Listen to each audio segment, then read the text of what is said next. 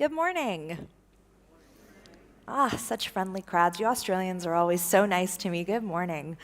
I want to start off by asking you a question, there we go. Where do our beliefs about work come from? Now, this has been a question that I have been trying to answer for the past 2 years. It has consumed my research. And in doing so, and trying to understand where our beliefs about work come from, my research has led me on this journey where I have managed to unpackage our cultural heritage around the notions of work. What I've been trying to do in understanding my own attitudes is to trace all of the things that we thought we know about work, about productivity, and about creativity, all the way back, as far back as I could, to understand how cultural attitudes, how historical events, how all of these things have shaped our modern understanding of the ideals of work. So what's interesting to remember, or what I've learned, is that productivity, at least within the context of how we talk about managing people, started off originally, it was originally developed by armies and governments. These organizations wanted to figure out a way to manage large groups of people who were doing highly standardized tasks, and in doing so, developed many of the tools that we actually use today. Now, during the Industrial Revolution, businesses adapted many of these strategies because they shared a lot of similarities with organizations like governments and militaries. They too had a large workforce that had to stand at an assembly line and perform these repeated tasks over and over again. And this, for a long time, was the basis of much of our understanding about how to measure this thing called productivity, how to measure our performance. Today, we have come a very, very long way from that concept of productivity, at least within our culture, at least within our own society. Because today, productivity has become an individual pursuit. If you have ever read anything about inbox zero or hacking your day or getting things done, you know what I'm talking about. Productivity has become a skill, a sport, but the focus on delivering it and on developing it lies directly with the individual. And that has made some big differences. Now, creativity, on the other hand, was something that started in the opposite direction. Creativity at its core, all the way back to the Greek and Roman times, was something that was always focused on the individual. The Greeks and Romans believed that creativity wasn't something that any human could possess. That in actuality, it was a gift. It was something that was given from the gods. It was a higher power that was working through you. And that view really persisted for a very long time, up until around the era of the Enlightenment during the 17th and 18th century, where the Romantics, as a stance against capitalism, decided to define creativity as a state of being. It was something that was completely separate from producing. You didn't have to produce anything to be creative, you just were creative. And that view persisted for a while until the 1950s. And in the 1950s, we saw the introduction of social psychology, where scientists wanted to try to figure out what it meant to actually be creative. And for them, they focused on the skill sets that you needed in order to be creative. In this case, one of the first studies was about idea generation. Scientists started trying to measure how many ideas could you come up with, and that became a metric of how creative you were. And today, creativity has become an economic model. It has become something that many organizations are focused on as they try to figure out how to manage large groups of people that are doing highly non-standardized tasks, large groups of people that are doing tasks that are actually quite hard to measure. So if you think about the evolution of creative purpose, creativity started out as something that you are given as a gift. Then it was something that you are. Then it became a skill that you have, and now, from an economic perspective, it has become something that you do. This explains why creativity has actually become such an important part of our culture. In 2014, creativity was declared as one of the most valuable traits in America. 81% of employees said that creativity was important at work. 70% said that creativity was incredibly important in this economic climate. And I want to focus your attention on this crazy statistic, which was 94% of people valued creativity over intelligence, compassion, humor, and beauty. And I want us to just think about this for a second. More than intelligence, more than compassion, more than humor, and more than beauty. Creativity, even though our definition of the way that we talk about creativity and being a creative individual is quite new, has quickly become one of the defining strengths and skill sets to have in today's economy. Now, one of the reasons why creativity has become so important is that work itself, the work that we're actually doing, has changed. Not only are we working all the time thanks to technology, the lines between being online and offline are quite blurred, but also we now live in an age where creativity has become a value trait. And this is important because traditionally, a lot of what we know about management was developed at a time when creativity wasn't a skill that employers cared about. So they didn't bother to measure it because they didn't have to. You didn't have to be creative when you were working on the factory line. And now that the type of work that we're doing has shifted, it is creating a lot of challenges because we actually don't know how to measure creativity very well within an organizational context. Now, what's happening is that traditionally, when you talk about creativity and productivity, these two things existed in silos. If you go on Amazon and you look up books on productivity, you'll find hundreds of thousands of them. And then if you go and look up books about creativity, you'll find hundreds of thousands of titles. But they were sort of considered as two separate things, two completely separate, unrelated domains. And now that is no longer the case. As creativity becomes an increasingly important economic model, we, all of us, now have to be creative.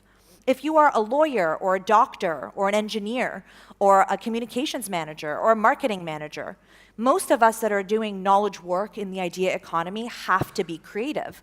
And that skill set is now having an impact on how we try to organize people and how we do the work that we're trying to do. So what's interesting is that on a large scale, we're seeing a big transformation happen. Productivity is going from something that was once aimed at large groups, so it's going from something that was quite collective focused down to the individual. And creativity is going in the opposite direction. Creativity used to be something that was focused on the individual and now has become an increasingly important collective priority. So they're kind of traveling this way, and where they intersect is our modern work culture. Now, one of the biggest challenges rather, is that these two things are fundamentally incompatible in many ways. For one thing, productivity is based on this notion of continuous output. Most of the ways that we measure productivity is about accounting for every single minute of your time and linking the time that you spend working to very clear goals. I work at the factory, I punch in, within 8 hours, I make X amount of widgets during this time every single day, and that is just how I measure whether or not I'm a good employee or not, whether or not I'm productive. But as many of us know, creativity is actually something completely different. The neurobiological study of creativity is a very new field, and what we're starting to learn is that the brain needs a completely different set of circumstances in order to be creative. The creative process is messy and disjointed. And one of the main things that we need to be creative is large blocks of unstructured time. Time when we're not actually actively doing anything that's a highly heavy cognitive task. This is why when you're working on a problem and you're sitting at your desk and you're trying to power through and you can't figure out a solution, why a couple of hours later that idea hits you when you're in the shower, when you're walking the dog, when you're washing the dishes. Sometimes you need to step back from doing a task in order to find the answers that you're looking for. That is how creativity works in our human brains. But productivity doesn't enable us to take those breaks because productivity is all about focus on continuous output. So there's a clear and competing tension between these two ideologies, and you can see how this would actually cause problems at your job. When you're expected to come up with more and more ideas, when you're expected to be more and more creative all the time, and yet your boss is also expecting you to answer emails all the time, to be in meetings all the time, to account for your behavior, to account for where you are and what you're doing while you're on the job. And this is something that has become a standard. We spoke to creatives all over the world that told us the same thing. I don't have time to think. I don't have time to be creative. Many of them told us that they came up with their best ideas when they weren't at work, when they were at home, because it was the only time that they had room to actually think about the stuff that they were trying to do. And when we think about how this applies to the economic model, you can start to see that things need to change drastically. The second big thing that has happened that has impacted our contemporary work culture is that our lifestyles have changed. One of the most enduring stereotypes that I found in researching all the ways that we think about work is something that is called the ideal worker myth. Now, the ideal worker is a person, usually a man, who is very dedicated to his job. He gets there early, he's able to stay late, he's completely focused, he is never distracted, he's always prioritizing the work and putting the work first. And this idea, this ideal of this worker has become very prevalent and still to this day remains as this unspoken standard that many organizations look for or many organizations hold their own employees to. But there's just kind of one problem, which is that work culture is actually based, and the idea of the ideal worker is actually based on outdated gender norms. You see, historically, the reason that the ideal worker could be so devoted to his job is because he had a wife at home who took care of all the other domestic responsibilities. And because the labor was split that way, of course he was able to focus on the work because he didn't really have to worry about anything else. Now, that is no longer the case for many families all around the world. Today, women represent the largest entrance into the labor pool. And what's really important to note is that it's women that are also being held up to the standard of the ideal worker, even though they're actually still responsible for the majority of domestic tasks. In fact, research shows that the majority of women are still responsible for the chores at home, even when both parties work, and even when the woman is the primary breadwinner. So you have this culture that has been created around this idea of the ideal worker that was developed, in the 50s. And then you have all of us now that's no longer our reality. We live in a world where the majority of families have two working parents or single parents, but yet we're constantly holding ourselves up to a standard that no longer really exists. And when you compare the evolution of sort of productivity and creativity, you can't forget to put it on the backdrop of one of the most important elements or ideas that has developed, at least in North America, but in many parts of the world. And that's the idea of the American dream. And the American dream, in different iterations, it's also, the Canadian dream, in some aspects, the Australian dream, that really predicates on one core idea, which is that your success is dependent and is directly correlated with the amount of effort that you put in. So if you work hard, you will be successful. That is the unspoken promise that we have given people that are entering work, and that has been the same for hundreds of years, really since America was founded as a country. And when you take a look at the American dream and start looking at all these factors, you start to see that we're developing a very specific set of beliefs around work. One of the things in terms of how hard we're working is a sociological phenomenon called work devotion. Now, work devotion is a pattern of communication. There's signals that we as a species have developed to communicate to each other that we deserve to be at work, and we demonstrate this through acts of sacrifice and struggle. If you've ever had a colleague who said, or if you've ever said, I've certainly said it myself, oh, I'm so busy, I've worked so hard, I haven't slept. Apparently you cannot sleep for 27 days. If that is the case, then you are unknowingly, unconsciously participating in this work devotion. And it's something that's actually quite prevalent because it's directly related to the American dream. So you have unrealistic worker ideal myth that kind of sets the standard. You have an American dream myth that tells us you just have to work hard enough. We've developed social rituals to communicate how important we are based on how hard we're working. And then we have we have productivity and creativity that are kind of intermixing in a new way of working. And then the last factor to think about is the media. Now you have all of these sets of beliefs, and then think about the signals that you're being sent by our culture, by our media culture around entrepreneurship, around innovation, around working hard. These are the common work heroes. These are articles where we get told that Marissa Mayer worked 130 hours per week at Google, that Jack Dorsey only needed 4 hours of sleep, that Elon Musk has worked 100-hour weeks for the past 15 years.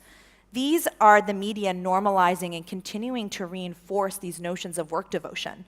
And this isn't something that you see and then you think, oh, this is work devotion, or oh, this is something that I need to aspire to. These just become unconscious, subconscious symbols of success. And as a society, we start to model our own expectations and aspirations around these figures that we hold up. You start to see the problem of work devotion with companies like Netflix, because Netflix offered their employees paid unlimited vacation. And most of their employees did not take it, not because they feared what management would say, because they feared of what their colleagues would say. This is why oftentimes the conversation can't be about policy or technology, because people know that they should meditate, people know they should sleep, people know they should disconnect. But we have all of these cultural and historical hidden forces that make it very hard for us to do so. I know I should take a vacation, but I have had decades of these forces telling me that I actually need to work really hard, and if I don't work hard, then maybe I don't deserve my job. And if you look at the media, again, these beliefs are constantly reinforced. Again, Oprah, Secrets of the Most Productive People, get more out of your day. Again, the emphasis being that because productivity is based on the individual, it's your responsibility. And if you're not making it, then you're not working hard enough. And the truth is, Americans are working very hard. Just a couple of quick statistics. 1 in 3 people are overworked. Something to think about. 61% work on their vacation. I want to end with a quick story about Beyoncé, who is considered one of the biggest cultural icons. When you look at what they write about her in the media, though, they always focus on her work ethic. Let's hear it for the hardest working women in show business, a famously epic work ethic. We have these types of things that send us signals as well. You can buy these off Etsy. They're tote bags that say you have as many hours in a day as Beyoncé. Think about the signals that this is sending to us about the way that we're working. And you think you've worked hard, where if you want to achieve Beyoncé's success, you just have to work a little bit harder. Funnily enough is that Beyoncé actually had burnout. And this wasn't written about very much, but she ended up needing to take a year off of work in order for her to be able to creatively replenish herself. And when this happened, she's one of the most influential people in the world. That sent a signal to me in thinking that if these are the ideals that we hold our heroes up to, and if our heroes can't even live up to their ideals, then there's something very clearly wrong with the system and with the way that we are talking about work. So we idolize creativity, but we actually worship productivity, and as the two merge, we're running into a lot of these challenges. Hustle and float was actually a term that I learned from a friend's father. It's a river guide term. It's for whitewater rafting. To have the perfect trip, you have to be able to hustle, which is when you paddle, paddle, paddle, and get to where you're going. And then you have to be able to float, which is when you lift up your paddle and you let the river do the work. We have become a culture that only focuses on the hustle. And if you don't get that balance, we are actually preventing ourselves from doing the type of creative work that we aspire to and the type of creative work that we want to. I hope that we can start having these conversations around the future of work that aren't focused so much on technology, but are focused on these deep cultural beliefs and these deep values that we hold. And more than that, I hope that we all start making it more of a priority to reclaim some of our float. Thank you very much.